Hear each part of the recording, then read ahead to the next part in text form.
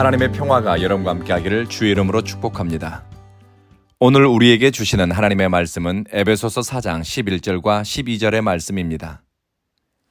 오늘 말씀은 교회의 영적 지도자인 목사의 직분, 성도의 영적 성장을 돕는 목회자의 역할에 관한 내용입니다.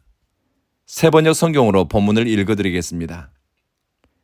우리 주님은 어떤 사람은 사도로, 어떤 사람은 예언자로, 어떤 사람은 복음 전도자로, 어떤 사람은 목사와 교사로 세워주셨습니다. 성도들을 잘 준비시켜서 섬기는 일을 하게 하시고 그리스도의 몸을 세우도록 하려고 하신 것입니다. 목회자와 관련된 이 구절이 성도들에게 무슨 의미가 있을까 싶지만 여러분이 목사의 본질적 역할에 대한 이해가 있어야 여러분이 다니는 교회 목회자를 위해 무엇을 기도해야 할지 알게 될 것입니다.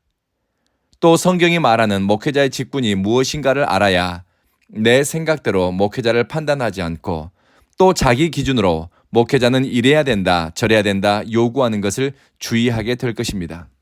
요즘 들어 담임 목사 청빙과 관련해 진통을 겪는 교회들이 무척 많다고 합니다. 목회자의 자질 문제로 어려움을 겪는 교회가 있습니다. 또 목회자의 역할이 무엇인지 본질적인 이해 없이 마치 경력직 직원 뽑듯 목회자를 선택하려는 교회의 선택이 갈등과 문제를 불러오기도 합니다. 바울은 사도, 선지자, 목사, 교사, 전도자 이들을 하나님이 세웠다고 합니다.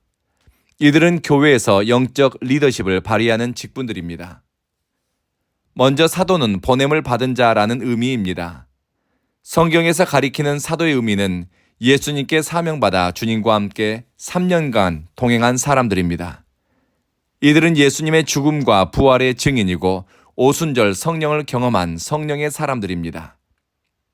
그리고 선지자는 문자 그대로 미리 말하는 사람이라는 뜻입니다. 구약 성경의 선지자는 앞으로 일어날 일을 말하고 하나님의 뜻을 전하는 역할을 했지만 성서학자들은 신약 성경에서 선지자의 역할은 사도의 역할과 비슷한 일을 했다고 합니다. 복음이 전해지지 않은 곳을 찾아가 복음을 전하는 사람을 복음 전도자라고 부릅니다. 그리고 우리에게 친숙한 목사는 양치는 목자를 의미합니다. 양무리를 보호하고 인도하는 사람을 목사라고 부릅니다. 그리고 교사는 주일학교 교사를 가리키는 것이 아닙니다. 성경을 해석하고 가르치고 성도를 영적으로 바른 길로 인도하는 목회적 역할을 감당하는 사람을 의미합니다. 전통적으로 학자들은 목사의 직분과 성도의 영적 성장을 위해 말씀을 가르치는 교사가 동일한 직분, 즉 목회자의 역할을 의미한다고 해석합니다. 우리는 직분을 만드신 분이 누구인가, 그리고 왜 직분을 만드셨는가 하는 것에 대해 먼저 생각해 볼 필요가 있습니다. 교회 안에서 영적 지도자의 역할에 대해 왜곡된 생각을 가지고 있으면 직분을 너무 가볍게 여기거나 혹은 만만하게 여길 수 있습니다. 또는 목회자의 직분을 지나치게 강조해 본질을 넘어선 영향력을 행사하려는 유혹에 빠질 수도 있습니다. 여기서 의미하는 직분은 집사, 권사, 장로의 직분이 아닙니다. 교회의 영적 지도자라 할 수 있는 목회자, 감독의 역할에 관한 것입니다. 바울이 여러 직분에 대해 언급했지만 사도와 선지자는 현대 교회에서는 사라진 역할입니다. 누가 교회 안에 영적 지도력을 발휘하는 목회자를 세웠는가? 그리스도를 사랑하는 사람에게 은사를 선물로 주시는 주님의 뜻과 의지에 의해서입니다. 목회자를 세우고 또 파송하시는 분은 주님이시라고 성경은 말씀합니다. 교회의 영적 지도자로 세움받은 목사가 가져야 할 정체성은 주님이 나를 부르셨다는 의식입니다. 주님의 뜻과 의지에 의해 목사로 세움받았으니 주님의 뜻을 살피고 주님의 뜻을 이루는데 생각과 태도, 삶이 모아져야 합니다. 목회자는 자기의 꿈을 펼치는 사람이 아닙니다. 비전이라 부르면서 자기가 바라는 것을 이루기 위해 교인들을 선동하는 것을 경계해야 합니다. 자칫하면 주님이 아니라 자기를 위한 열심으로 자기 성을 쌓을 수 있기 때문입니다. 아무리 뛰어난 영적 지도자라고 해도 교회를 사유화하거나 자신을 위한 사적 도구로 이용하려는 것을 조심 또 경계해야 합니다.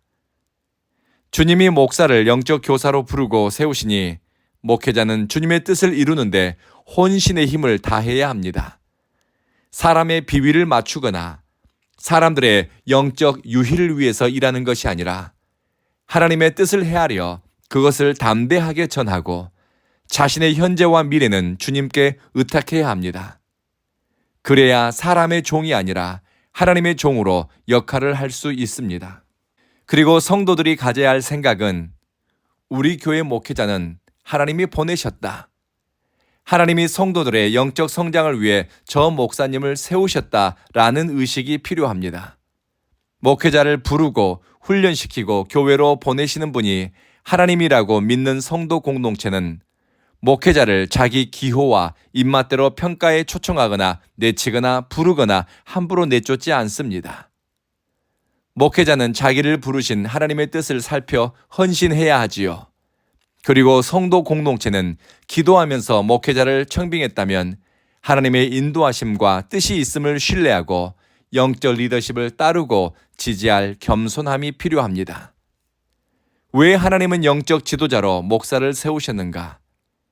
주님을 사랑하는 성도들이 섬김의 일에 참여하도록 하기 위함입니다. 주님의 몸으로서 교회를 세워갈 성도들을 준비시키고 그들을 바르게 인도하기 위해서입니다. 목회자가 성도들을 목양할 때 이들을 하나님의 백성으로 균형 잡힌 신앙인으로 성장하도록 돕는 것을 목적으로 해야 합니다. 그리고 성도들의 성장을 통해 주님의 교회가 아름답고 조화롭게 세워져 가는 것을 바라고 기대해야 합니다. 그리고 이런 목회자의 역할에 대해 성경적으로 이해하는 성도는 목회자와 함께 주님의 몸이라 불리는 교회를 바르게 세워가는데 협력하고 또 즐거운 마음으로 영적 지도를 받아들이게 됩니다. 하나님의 백성은 정지된 상태에 머물지 않습니다. 성장하고 발전하고 성숙해져 가야 합니다. 우리 인간의 육체는 시간이 지나면 근육이 빠지고 관절이나 골밀도가 약해지고 장기도 제 기능을 잘 발휘하지 못합니다. 그러나 우리 속사람은 영적인 존재는 어쩌면 무한대까지 성장해 갈 수 있습니다. 나중에 이것을 가리켜 바울은 그리스도의 장성한 분량이라고 표현했습니다. 사랑하는 성도 여러분, 교회는 주님이 세우셨으니 어떠한 이유로도 교회는 사유화되거나 특정 집단의 목적을 위한 기관으로 혹은 사람들의 사교 모임인 클럽 활동으로 전락해서는 안 됩니다. 교회는 단순히 건물이나 사람들의 모임인 클럽이 아닙니다. 지역 동호회도 아닙니다. 교회는 예수님의 몸입니다. 주님의 몸이기에 소중하고 주님이 목숨 바쳐 세운 것이기에 우리는 귀하게 대하고 소중하게 대하고 가치 있게 여겨야 합니다. 그리고 주님의 뜻이 담겨 있고 주님의 역사가 임재하고 주님 닮아가기 위해 뜻을 세우고 예수 따라가는 성도들의 영적 활동이 일어나는 장소가 교회여야 합니다.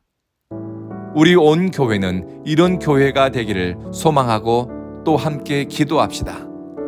이렇게 아름답고 복된 교회를 함께 세워갈 수 있도록 성도 여러분, 목회자인 저를 위해서 기도해 주십시오. 그리고 우리 성도 각 사람이 주신 달란트와 은사를 통해 아름다운 연합과 하나됨을 이루어갈 수 있도록 함께 기도해 주시지 않겠습니까? 기도하겠습니다.